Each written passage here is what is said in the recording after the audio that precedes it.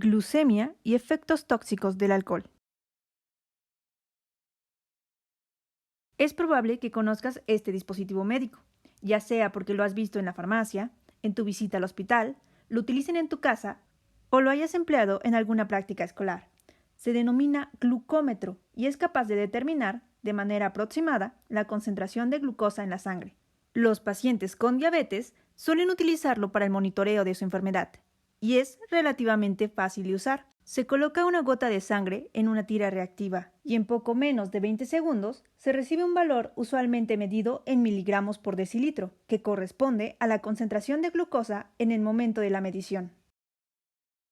La concentración de glucosa en sangre o glucemia se considera un reflejo del equilibrio entre la glucosa que entra y sale de la circulación sanguínea y depende de sustratos disponibles, del buen funcionamiento de las vías metabólicas y de la regulación adecuada de estas vías.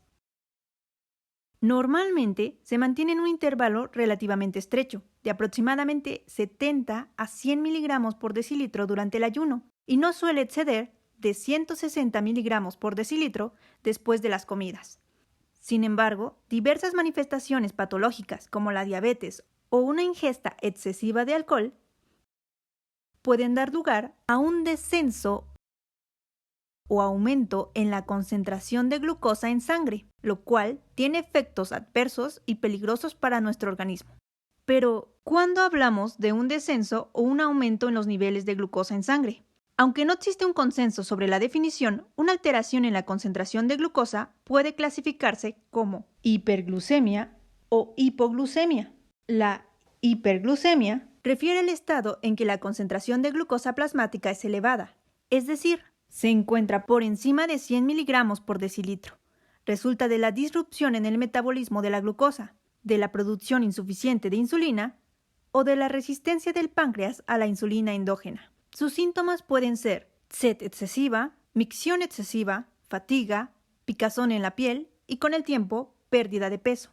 Por otro lado, la hipoglucemia es un síndrome clínico que se caracteriza por concentraciones bajas de glucosa en sangre, usualmente menores a 70 miligramos por decilitro. Ocurre cuando la glucosa se metaboliza muy rápido o se libera muy lentamente a la circulación sanguínea, aunque también puede ocurrir cuando demasiada insulina es liberada a la sangre. La hipoglucemia puede clasificarse en leve, moderada y severa, y sus síntomas incluyen, pero no se limitan, a temblores, náuseas, sudoración fría, mareos, irritabilidad, confusión, convulsiones y desmayos. Para entender mejor cómo pueden ocurrir estas alteraciones, planteamos el siguiente ejemplo. Hipoglucemia por alcohol. El etanol es una molécula pequeña, hidrosoluble y relativamente liposoluble, que se absorbe fácilmente por difusión pasiva.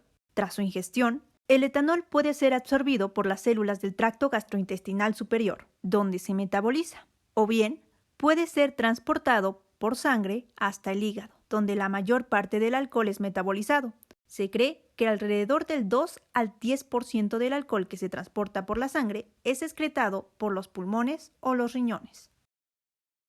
Metabolismo del etanol.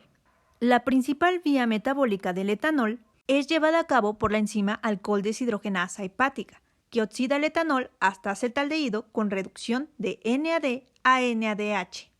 La enzima alcohol deshidrogenasa se encuentra en el citosol de la célula y debido a que tiene poca especificidad de sustrato, puede oxidar otros alcoholes como el metanol o el retinol. Una vez que se produce la molécula de acetaldehído, esta es oxidada hasta acetato por una reacción que requiere de NAD y es catalizada por la enzima acetaldehído deshidrogenasa. La ingesta excesiva de alcohol puede producir una variedad de efectos tóxicos, tanto a corto como a largo plazo, y una de las principales alteraciones metabólicas producidas es la aparición de hipoglucemia. Para ejemplificar esta situación, consideremos el caso de Javier, quien ha permanecido en ayuno desde la tarde del día anterior.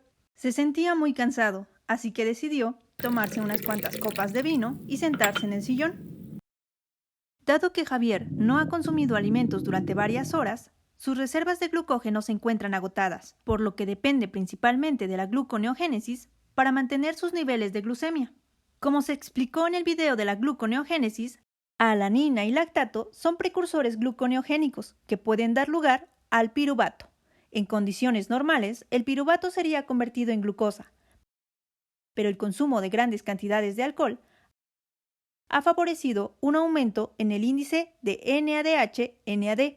El aumento de la concentración de NADH en el organismo de Javier desvía el equilibrio de la enzima lactato deshidrogenasa hacia la producción de lactato, es decir, favorece la producción de lactato a partir del piruvato procedente de alanina.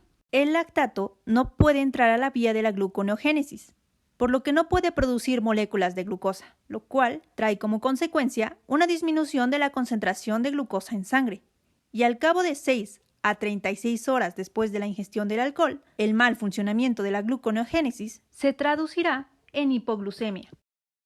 Si gustas obtener más información al respecto, puedes consultar las referencias. Esperamos la información te haya sido de utilidad.